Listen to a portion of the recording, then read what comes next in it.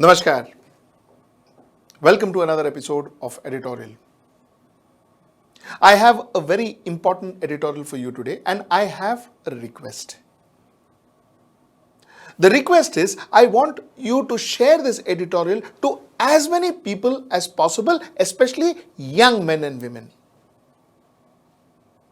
I have two topics today. My topic number one is about these apps that are popping up in India. These are loan apps. They are illegal. These loan apps lure people, especially young men and women, into taking money, taking loans from them, and they make it very easy. And once you take a loan from them, they make your life a living hell. I'm going to talk about that. That's my topic number one. My topic number two is about the Reserve Bank of India. Reserve Bank of India is our regulator, the body, the institution with a lot of powers. But somewhere down the line, Reserve Bank of India only has authority. They do not exercise any responsibility because they are not responsible for anything. What happened to the PMC Bank account deposit holders? One more person lost his life. Let's talk about RBI and let's talk about how we can make RBI responsible. That's my show today. Let's get right into the show. A young man committed suicide yesterday in Telangana. He hung himself. He hung himself because he had taken 10,000 rupees from this loan shark, and this loan shark in this case was an app. There are a lot of such apps, most of them Chinese, that offers you loan at an exorbitant interest rate. Getting loan is very easy. But what happens is after you take a loan and you miss out one installment or you are delayed in paying one installment, that is when your nightmare starts. What happens is then you start getting calls. Then you start getting messages. Then you start getting threats. Now there are two very criminal ways that these people proceed to take or to get the monies, to recover money from you. If the borrower are women, then these people call her and ask her to send nude pictures. They say, if you don't do that, we will harass you. We will come to your house and you will face dire circumstances. If the borrowers are young men, then what these people do is they hack into their phone, because the app is on your phone. They hack into your phone, take all your contacts and start calling your contacts and telling them that you have not paid. They will not only harass you, they will harass your contact. They will make your life a living hell. This is real. There have been several suicides that are happening in this country in the last couple of months. In fact, there have been cases of suicide from Chennai, from Bangalore, from Hyderabad and from Patna. The case I told you about the young woman is a true story. A young woman was called and asked to send her nude pictures. Only then would they say they would spare or give her time to pay the loan. Else, they said, they will make her life a living hell. Now, RBI has clearly said that they have not authorized any such app to dole out any loans. But still, these apps are prevalent, these apps are operational. I have two questions. Question number one, what is RBI and what is our law enforcement agencies doing about it? These apps are still functional. Most importantly, what is our government doing? Because these apps are in Google Play. They are available in Google. And that's how people download it. What is Google doing about it? Google is such a big organization. Don't they understand? Don't they have regulatory bodies to stop such apps. You see, the way these apps operate, some of them, they make themselves sound very, very official. When they talk to you, when they interact with you, and their names, some of their names are like Udhar, they make it sound as if it's a government recognized app. And that is how they lure people, and they charge 33%, 40% interest on your loan. In fact, in this Telangana's case, one is told, though it is not completely clear, because the man the young boy who committed suicide, his phone is still locked. So they are not able to find out exactly the amount of money that he borrowed and how much he had to pay back. But according to his relatives, he borrowed 10,000 rupees and they were asking him to pay back 19,000 rupees in 2 months. Almost 100% more. Now, imagine this young boy gave his life for 10,000 rupees. Now, before I end, there are some few names. India Today had done a very good article on this particular subject, and I want to quote India Today. India Today has identified a few names of these apps. I want you to listen to these names very, very carefully.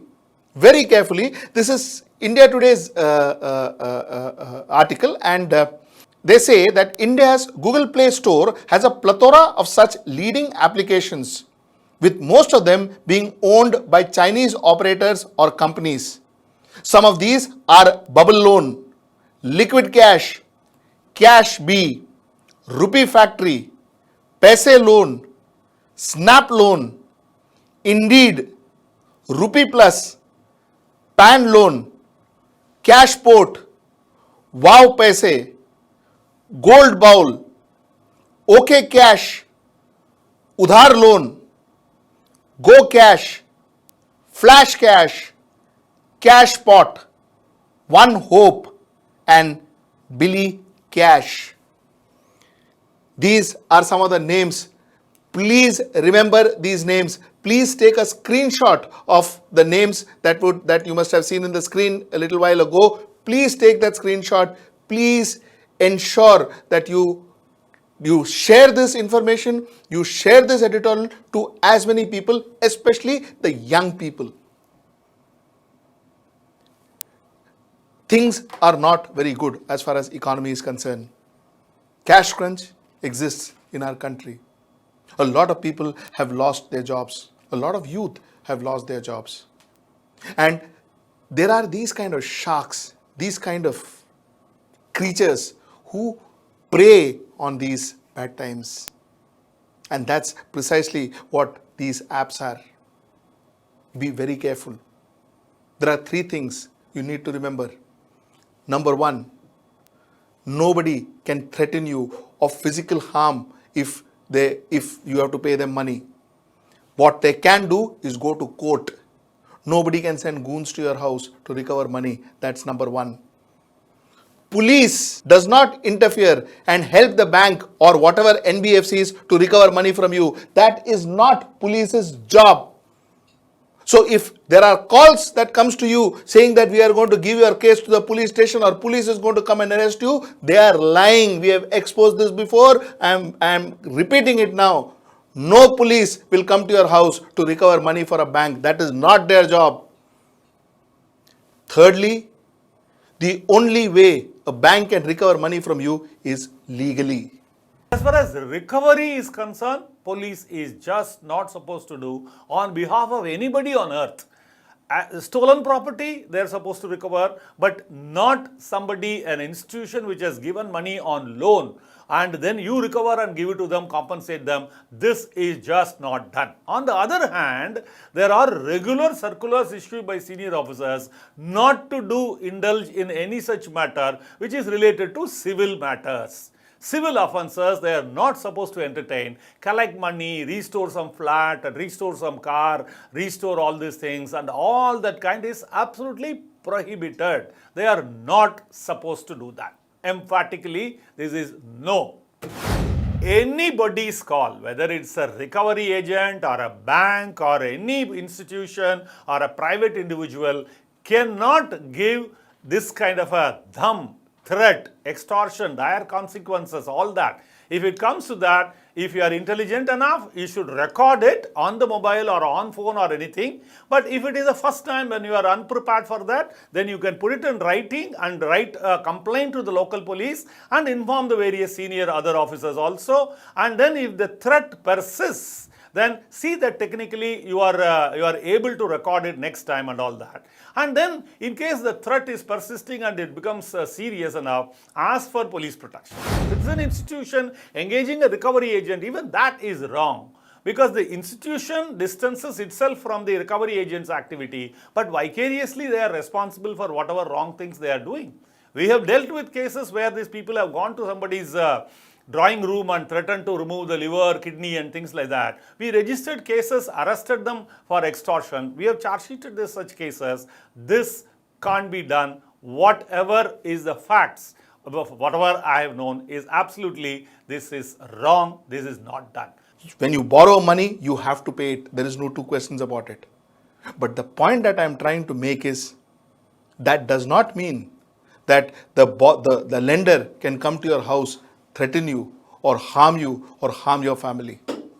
Be very, very clear about that. A bank commits fraud, gives money to people like Vadwans, Nirav Modis, Vijay Malias, Ambanis, Anil Ambani. They give money. And then one day the bank goes kaput. RBI comes in the middle and says, oh, the bank is kaput, stop everything, stop all operations. Don't give any money to anybody more. All depositors, you cannot take your money. This is what happened to PMC, Punjab and Maharashtra Bank. And then everybody sits tight. The mortgaged assets of people who have borrowed money from the bank, their assets are lying. But as far as PMC is concerned, RBI has still not liquidated them. I have got a statement from the Joint Commissioner of Economic Offence Wing of Mumbai, who has claimed that more assets have been recovered from the lender, from the borrower, and that possibly is more than the total money which is supposed to be disbursed. He says that he is done. I have got his statement on record. But RBI is sitting tight, not giving anything. The problem that I am trying to say here is RBI has all the authority but absolutely no responsibility. That's the point I was trying to make here. I have a suggestion for Mrs. Nirmala Sitharaman and RBI. My humble suggestion to Mrs. Nirmala Sitharaman is, like the RBI insists on KYC, that is, know your customer, from the banks before a customer comes and becomes a depositor in the bank, the same way RBI should issue a know your bank certificate, pamphlet, book, whatever, to the customer. The RBI should be absolutely transparent to the customer about the bank that the customer is going to go and deposit his money in. The bank should make it absolutely clear as to what is the health of that bank, how good is that bank, how is the functioning of that bank, and if there are some fraudulent accounts, fraudulent entries, fraudulent business that bank is committing. The RBI should rate the banks. So before I put my money into a bank, I should get a KYB from RBI, which tells me what is the rating RBI gives that particular bank, and RBI should make it clear as to what have they found in their yearly audit in that bank. For instance, RBI had doubts about PMC Bank since 2011. But the customers didn't know. So the customers went on putting the money. Had I known that there were some queries that RBI had raised, RBI had some point of view, I would have decided whether I want to invest in PMC Bank or not in 2011. In 2020, I would have not lost my money. I have not lost my money, but I am just saying people would have not lost the money. The point is, RBI hid it from me. My point of view is, why can't RBI start KYB, know your bank? RBI endorses the bank, RBI rates the bank, and then I choose whether I want to invest in that bank or not. And if RBI rates that bank good, RBI rates gives them a 4 out of 5 ratings, then if that bank goes kaput, then I go catch RBI, because RBI has rated the bank. RBI will think 10 times, and the auditors of RBI who goes to these banks will think 10 times before giving that rating. RBI will be made responsible for that bank and to the customers. That's their job. That is why they are paid. That is why they are paid, and that's their job, and better well let them start doing it. I want to discuss more about this. I'm going to take Akhilesh Bhargav on the call, and let's see what's his point of view.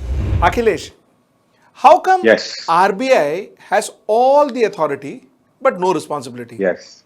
Whenever a bank goes kaput, they come in like this, old time Hindi film policemen. Last, after all the fight is over, they will come running and say, Band karo sab. And that's all they do. Right.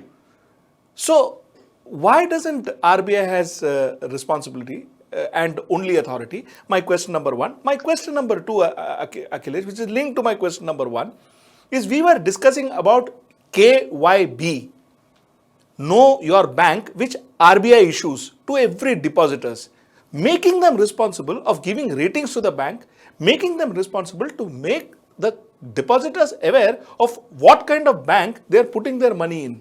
What is your opinion?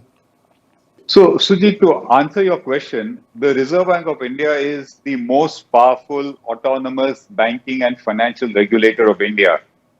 In reality, the government cannot interfere with its functioning, even though, of course, it has been interfering and eroding its autonomy. That's a different subject. Now, so far, the RBI always used to complain, for example, that in the banking sector related to cooperative banks, the Reserve Bank has got dual power position, where some powers are with the state government and some are with the Reserve Bank, and because of that, mess continues to happen because they do not have enough powers. Last year in June, even that was removed, and now the Reserve Bank is the unquestioned regulator completely of private banks, public sector banks, cooperative banks, NBFCs, any other financial institution. So to answer your first question, with such powers that the Reserve Bank has, there has to be enough commensurate responsibility and accountability.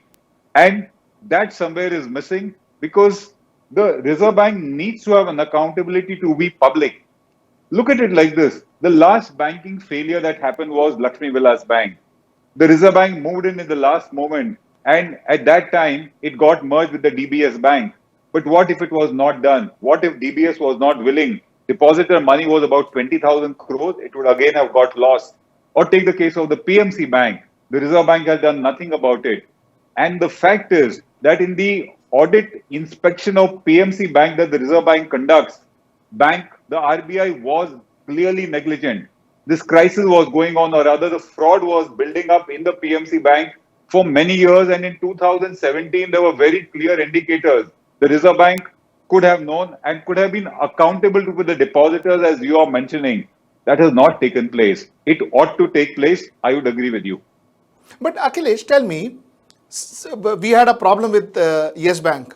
Rana Kapoor is behind Yes. bars. Yes. Why is the RBI not telling the depositors what actually went wrong?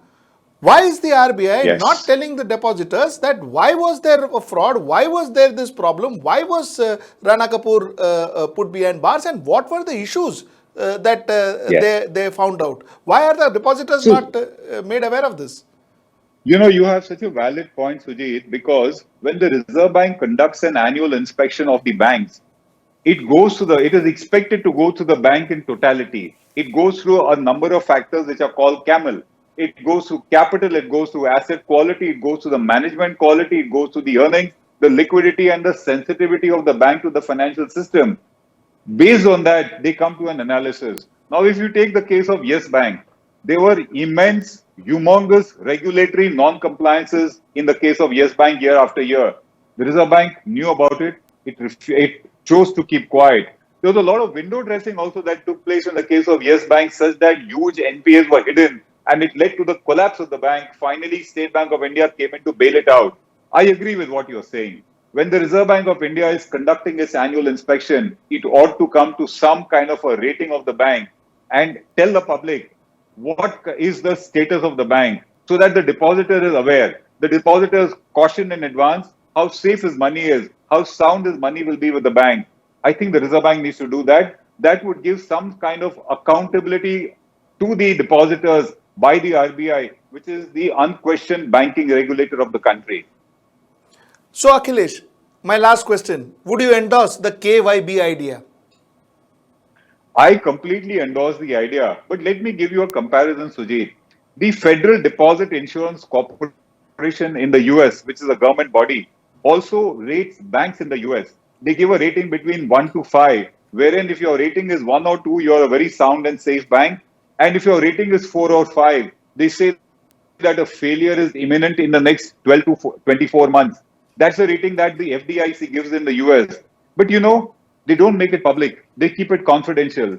So I think this problem is with central banks worldwide. They know the in and out of the banks and they do not warn the public. If you do a rating, even the Reserve Bank does a rating whenever it does an inspection of the bank. Why don't they let us know? Why can't they just keep away confidential parts of their report, which we understand, but those that the public should know, for the public to be able to assess the health of the bank and take a call themselves, are my deposits safe with this bank? Why does it not make public? Remains a mystery to us. Perhaps they don't want accountability coming to them. I think that could be the reason. Akhilesh, people are dying. People commit suicide. A gentleman died 2 days back, a PMC account holder, without seeing a penny from his bank account, which he had earned possibly for his entire life. I mean, I really don't bother about what the protocol is and, you know, central bank and non-central bank and all. It is about the people. Who is responsible for PMC deposit holders' money, Akhilesh? Sujit, in my opinion, the Reserve Bank has to shoulder that responsibility, and trying to shirk it away is certainly not commensurate with a healthy democracy where you give all the powers to a body, but you give little accountability or responsibility. I think the RBI needs to be thinking about this. Thank you so much, Akhilesh. Thank you so much for your time. Thank you, Sujit. So that was Akhilesh for you. To conclude my editorial today, I have two things to tell you. Number one, be very careful, or rather do not take money from loan apps. That will put you into trouble. That's my point number one. My point number two, especially loan apps that are not authorized, and most of them are not. That's my point number one. My point number two is RBI has a lot of authority. I think it is time that RBI starts taking responsibility. And the time is now. I think India should have a KYB where RBI issues some kind of a rating, some kind of a insight on the banks that I'm going to deposit my money in. Till I see you next time. Namaskar. Namaskar. When we started HW News Network, there is one thing we promised ourselves, that we will keep our news free. Because we believe that the right to know is the right of every Indian. And we continue to keep our channel free. But as you know, to run a channel, we require money, and for which we've come in front of you. Now, we are starting a membership scheme. Membership scheme, mind you, is purely voluntary. Our channel will run as is, absolutely free of cost. The programs that you see currently, the programs that you saw yesterday, the programs that you are used to seeing till now will run as the way it is and absolutely free. But we require supporters for our channel. First level is a basic level. Here, you can be our supporter by paying Rs 199 per month. This membership gives you certain perks and benefits. The perks include unique badges in front of your name, a live show from Mr. Sujit Nair and from Mr. Akhilesh Bhargava per month for our members. You can also vote in some exclusive members-only polls. Now the second level is Super Supporter. Here you can be our Super Supporter by paying rupees 3,999 per month. This membership will include every perk that comes with basic level. Additionally, our Super Supporters can be a part of a WhatsApp group where we can have discussions and suggestions on various topics. The second perk includes a gift pack with our merchandise. And the third perk is a Google Meet with Mr. Sujit Nair, where you can join the meet and ask your questions to Mr. Nair face to face. Lastly, if you like, we would give a shout out to our super supporters in our programs. But if you help us, it'll help to serve you better. Till I meet you next time, Namaskar.